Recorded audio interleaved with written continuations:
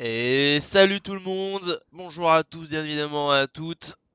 Alors, aujourd'hui, on va se regarder un petit build order de préparé par mes soins sur StarCraft 2. On quitte un petit peu le Heroes of Baton Magic pour revenir au grand classique.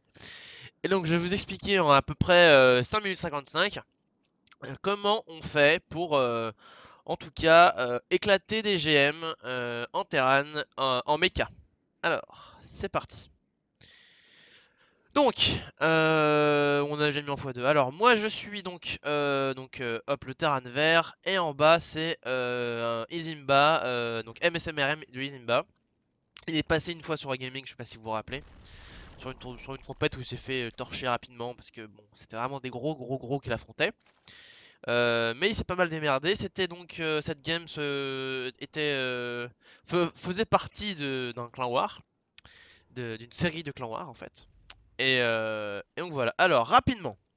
Regardons le build order le plus rapidement possible. Tac. Donc en fait, il y a eu Gas First, ok.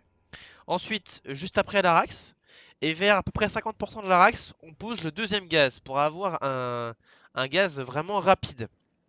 Après, je vous laisserai faire vos petites manipulations pour avoir le plus de carrés de minerais, voilà, qui soit opérationnel en termes de rentabilité. Tac, la factory bien évidemment. Et le deuxième gaz, il est pas là pour rien, il est pour balancer un réacteur le plus vite possible.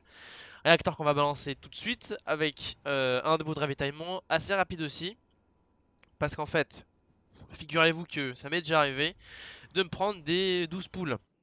Oui, il y a des protos un petit peu, des ergs un petit peu méchants comme ça qui font des 12 poules. Ils sont pas très gentils et le truc c'est que si le dépôt il commence à peine à être construit quand, comme d'habitude en fait, comme il faudrait, les Zerglings arrivent et commencent à cramer un peu le dépôt en fait. Et s'il est qu'au début, il finit vite par mourir. Donc voilà, pour l'instant, le reste vous connaissez, j'espère quand même, hein, passer le CC en orbital. Donc là, on switch, on positionne la factory à ce niveau-là. Alors le dépôt, vous pouvez l'envoyer après si vous n'êtes pas sûr d'avoir la thune pour lancer les doubles cyclones. Mais juste après, il faut lancer un dépôt. Bon là, je l'ai lancé avant parce que ce coup-ci, je savais que j'avais la thune. Mais parfois sur les maps, comme on n'a pas 3 carrés de minerais disponibles à gratter en priorité, voilà. Donc double cyclone, dès que vous pouvez, bim, vous balancez le spatioport. Et la Rax ne fait rien. Bien évidemment, c'est un build order sur une seule base. Un build order all-in sur une seule base. Dès que les deux doubles cyclones sont sortis, tac, vous continuez donc sur une phase double Lion. Et c'est assez important parce qu'en fait c'est à ce moment-là qu'il y a pas mal de choses à faire. Non seulement vous devez lever votre axe, aller chercher les potentiels overlords avec votre double cyclone qui seront là donc pour leur cramer la tête en fait, hein, tout simplement. Mais en plus de ça, vous devez donc bien balancer deux Hélions et envoyer une armorie. Le plus vite possible, sachant que vous aurez encore assez de gaz pour envoyer un Medivac juste après. Bon, par contre, vous n'aurez pas le minerai. C'est pour ça que c'est un peu dérangeant. Là, on voit bien qu'il a un peu planqué ses ovis. En fait, il les a vraiment envoyés sur les extrémités. Ce qui fait que il sait pas trop ce que je fais. Il sait que voilà, il sait que là j'ai une usine qui produit des unités, dont déjà deux cyclones. C'est vrai que en règle générale, en fait, quand vous allez comment dire, rencontrer comme ça en tant que Zerg, hein, un mec qui fait double cyclone et qui a deux zélions tout de suite, ça pue du cul. C'est vrai que ça pue pas mal quand même. Donc en règle générale, si vous êtes fait scouter vos deux zélions ainsi que vos deux cyclones, il faut commencer à vous dire qu'il faut y aller. C'est pour ça que l'armory est super tôt. Simplement parce que, alors généralement je me repère à la lisière du creep pour me transformer. Et donc l'objectif, c'est que, alors attendez, tac. L'objectif c'est que une fois que vous vous êtes fait scouter en fait, vous foncez chez l'adversaire. Alors faut quand même que vous ayez vos 4 lions, l'armo et deux cyclones. Alors en règle générale, il y a un peu plus que ça pour vous réceptionner. Si le mec est pas mauvais, alors si le mec est pas mauvais, je vous parle d'un mec pas mauvais niveau au moins l'OGM, hein. Parce qu'en règle générale, sinon les masters que je joue, les mecs ils crèvent tous dessus parce qu'ils savent pas comment le défendre, etc., etc. Mais quand on parle déjà dans du low GM, mid GM, là les mecs commencent vraiment à être bons dans la, comment dire, dans la prise de décision et donc en fait en général vous arrivez, il y a 4 queens, 3-4 roach, et du Zergling. Et là, ça fait déjà beaucoup pour votre petite escouade. Sachant que le Medivac est une aide ultra importante dans la fight, vous allez rapidement comprendre pourquoi. Simplement parce qu'il peut soigner les Hellbat. Et qu'en plus de ça, si jamais vous êtes fait circle vos cyclones à cause d'une miss micro ou peu importe, et bah tout simplement, il vous permettra de la récupérer et de la repositionner près des Hellbat. Et ça, c'est plutôt intéressant. Sachant qu'en plus, donc comme j'ai dit, il soigne vos Hellbats, il peut les dropper, etc. ou les pick-up si jamais il y a un problème. Enfin bref, voilà. Ah, après, vous avez double possibilité. Alors, soit vous vous dites, quand vous êtes, peu importe la situation dans laquelle vous êtes, hein, vous êtes fait reboot, vous n'êtes pas fait reboot, etc. Vous avez deux possibilités en fait, réellement. C'est soit vous faites un Raven, enfin non, même trois. Soit vous faites un Raven, vous dites le Raven va m'aider pour Arras, etc. Même si récemment il a été nerf, alors je vous déconseille de trop en faire, vous en faites un, deux max. Parce que 30 c'est inutile. Avant c'était utile parce que ça vous aurait servi en late game, etc. Mais là il est pas assez fort. Bref, voilà. Soit vous faites Banshee Cloak, parce que franchement le mec vient de se manger, on va dire, un déficit économique parce qu'il a forcément dû faire de l'armée. Même si vous n'êtes pas frais en termes d'économie derrière, hein, je vous le cache pas. Bon, on va pas se leurrer, le mec a pas envie de balancer des sports. Après c'est possible qu'il ait déjà le T2. Les architectes très rapidement. Ouais, il est général, donc bon voilà. Néanmoins, il est possible qu'il n'ait pas le T2. Ce qui veut donc dire qu'une Banshee Cloak peut être un peu plutôt violente. Voilà. Après, bon, je vous avoue qu'en le GM, c'est plutôt le genre de gens que je joue.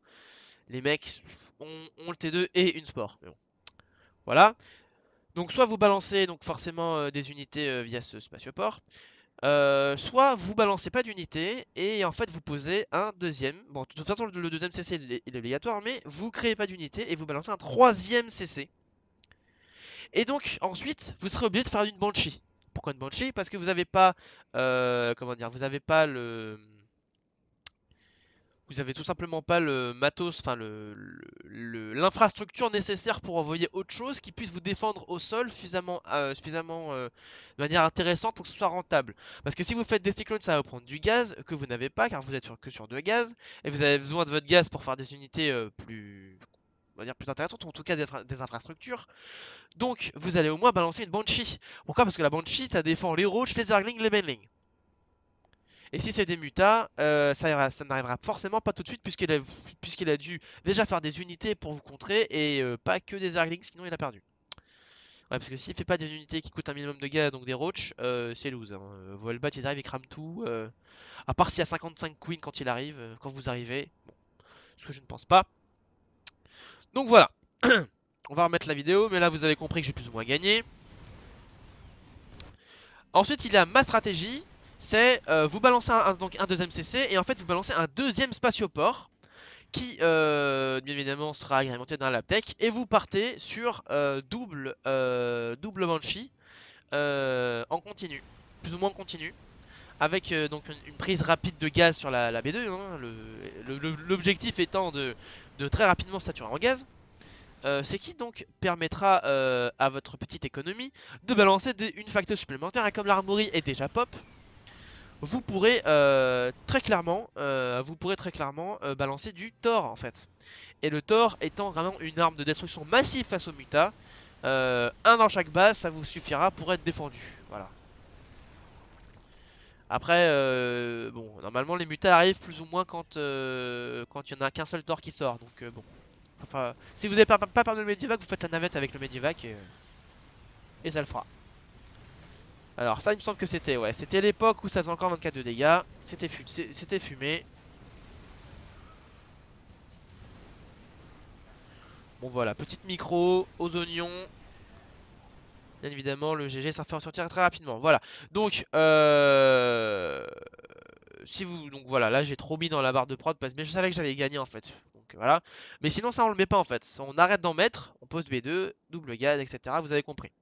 Voilà, le prochain build order, ce sera un build order sur cette carte-là, où je vous montrerai un peu comment on crame des gens. Parce qu'en fait, ce build order-là, il est très reconnaissable. Et donc, j'ai des variantes de ce build order-là, avec des changements en fait. Et donc, vous verrez qu'il est tout à fait possible de jouer macro avec un build order ultra cheesy quand même, qui sera ultra intéressant sur cette map. Parce que par contre, le build order que je vous montrerai la prochaine fois sera vraiment variable en fonction des cartes. Il y a une importance au niveau des cartes et je vous en dévoile pas plus. Je vous laisse et je vous dis à la prochaine fois. Vous allez carry en ladder. Je vous aime, bisous, nounours et chocolat.